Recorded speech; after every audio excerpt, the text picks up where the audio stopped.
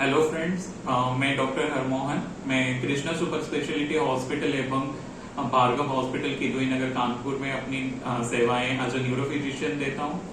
आज हम लोग इस वीडियो में डिस्कस करने वाले हैं म्यूकरमाइकोसिस के बारे में। जैसे कि आप लोग सब लोग जानते हैं, ब्लैक फंगस का आतंक आजकल कोरोना के टाइम पे ज्यादा ही फैला हुआ है। काफी सारे स्टेट्स ब्लैक फंगस को एपिडेमिक घोषित कर चुके हैं, तो हम लोगों ने सोचा कि आपको जागरूक किया जाए ब्लैक फंगस के बारे में। तो इस वीडियो में हम लोग डिस्कस करेंगे म्यूकरमाइकोसिस के बारे में, जिसको आप लोग आमतौर पे आजकल ब्लैक फंगस के नाम पे जानते हैं। तो ये म्यूकरमाइकोसिस क्या है? म्यूकरमाइकोसिस एक फंगल इन्फेक्शन है। ये फंगस के काफी सारे स्पीसीज से हो सकता है, जैसे राइजोपस, राइजोम्यूकर, म्यूकर, इन सारे स्पीसीज से म्यूकरमाइकोसिस हो सकता है। तो कौन कौन से मोड ऑफ इन्फेक्शन है? पहला तो इनहेलेशनल है, यानी कि सांस के जरिए आपको ये इन्फेक्शन हो सकता है। इंजेक्शन यानी मुंह के जरिए हो सकता है, या ट्रॉमेटिक इनोकुलेशन यानी कि कहीं पे चोट वोट लगी तो उसमें भी आपको म्यूकरमाइकोसिस होने के चांसेस रहते हैं।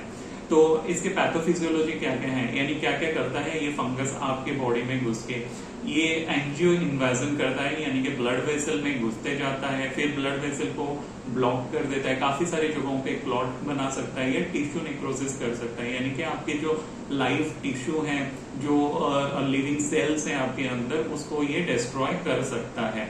तो ये ब्लैक फंगस हर किसी को नहीं होता।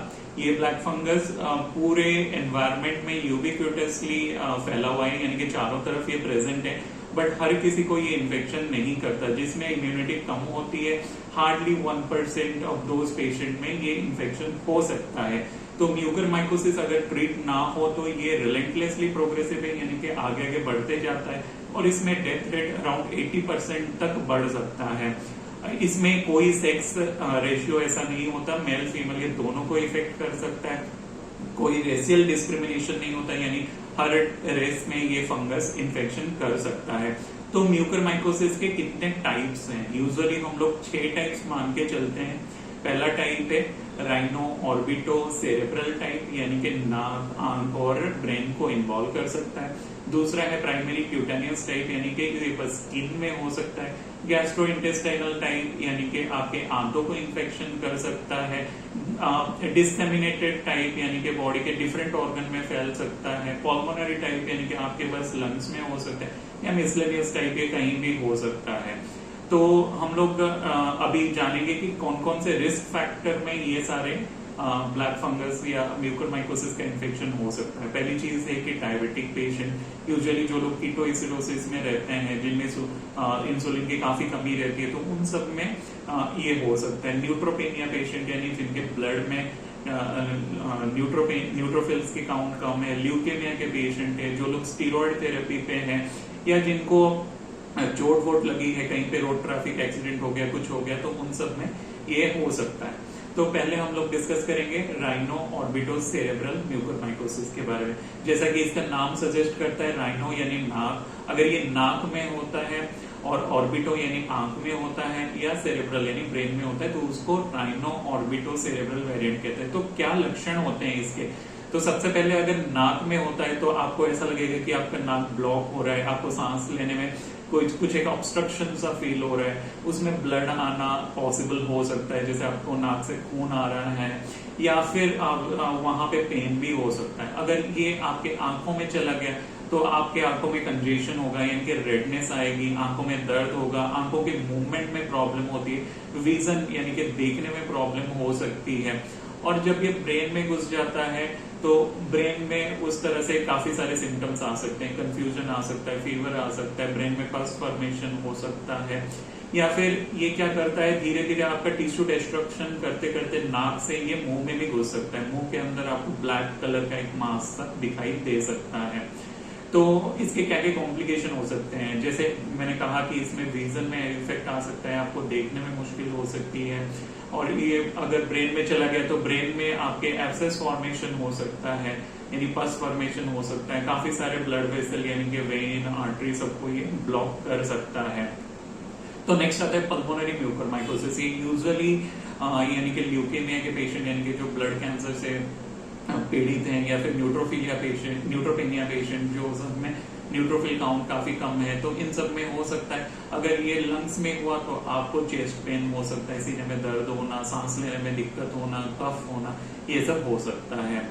इसके बाद क्यूटेनियस म्यूकरमाइकोसिस यानी कि चमड़े का म्यूकरमाइकोसिस, जैसे आपको कोई रोड ट्रैफिक एक्सीडेंट हुआ तो आपके चमड़े के अंदर म्यूकरमाइकोसिस के स्पोर्स चले गए, तो उसमें आपको इन्फेक्शन हो सकता है। तो उसमें फिर वो चमड़े को तो खराब करता ही है, उसके नीचे जो आपका फाशा रहता है या फिर मसल मांस रहता है, उन सबको भी इन्वेड करके टिश्यू नेक्रोसिस कर सकता है। गैस्ट्रोइंटेस्टाइनल म्यूकरमाइकोसिस यानी कि ये आपके आंतों को इफेक्ट करता है। ये यूजुअली मालनरिश्ड पीपल में होता है। छोटे बच्चे जो होते हैं, जो कुपोषित होते हैं, उन सब में यूजुअली ये इन्फेक्शन करता है, बट आजकल बड़ों में भी देखा जा रहा है। बट कुपोषण इसका एक मेन कारण है। तो इसमें आपका स्टोमक, आपका इंटेस्टाइन, ये सब इन्फेक्शन हो सकता है, उन सब में नेक्रोसिस आ सकता है, उनमें पस फॉर्मेशन हो सकता है, पेट में आपको दर्द होना शुरू हो जाएगा, मिचली आने लगेगी, उल्टी आने लगेगी, पेट दर्द काफी होना, ये सब सिम्टम्स आपको आ सकते हैं। डिसमिनेटेड म्यूकरमाइकोसिस यानी कि आपके बॉडी में कहीं पे भी वो फैल गया है, ब्लड से वो फैल जाता है, यूजुअली लंग्स में होने से फिर वो ब्रेन में चला जाता है, फिर वहां से किडनी में चला जाता है, कहीं पे भी ये जा सकता है। तो डिसमिनेटेड म्यूकरमाइकोसिस में सबसे ज्यादा चांसेस रहते हैं कि वो ब्रेन को इन्फेक्ट करे, और इसमें अगर ट्रीटमेंट नहीं होता है तो फिर फैटिलिटी रेट काफी ज्यादा बढ़ जाती है। फिर आपका मिसलेनियस फॉर्म्स ऑफ म्यूकरमाइकोसिस यानी कि ये कहीं पे भी ऐसे हो सकता है, जैसे कि बोन में हो गया, किडनी में हो गया, आईवी ड्रग यूजर्स में हो जाता है, इंडोकार्डाइटिस, पाइलोनेफ्राइटिस, कुछ भी करके ये प्रेजेंट कर सकता है। तो ये था म्यूकरमाइकोसिस के बारे में। बट मुझे काफी सारे लोग ये क्वेश्चन पूछते हैं, क्या किसी एक पेशेंट को म्यूकरमाइकोसिस है तो मुझे हो जाएगा? ऐसा नहीं होता। किसी एक पेशेंट को म्यूकरमाइकोसिस है तो उससे आपको नहीं फैलेगा, बट जो सब इम्यूनो कॉम्प्रोमाइज्ड पेशेंट हैं उनमें ये चांसेस, रिस्क रहते हैं कि उनमें म्यूकरमाइकोसिस हो सकता है। आपको कोई भी ऐसा सिम्टम्स है कोविड के चलते या कोविड के बाद कुछ भी ऐसे सिम्टम्स है तो आप अपने डॉक्टर से जरूर सलाह लें, इधर उधर ट्रीटमेंट ना कराएं। इसमें अगर सही ढंग से इलाज ना होता है तो फिर ये प्रोग्रेसिव डिजीज हो जाता है, फिर इन्फेक्शन चारों तरफ फैल जाएगा, आपकी जिंदगी के प्रति आंच आ सकती है। तो इसलिए आपको कोई भी सिम्टम्स है तो आप अपने डॉक्टर से जरूर सलाह लें। Thank you.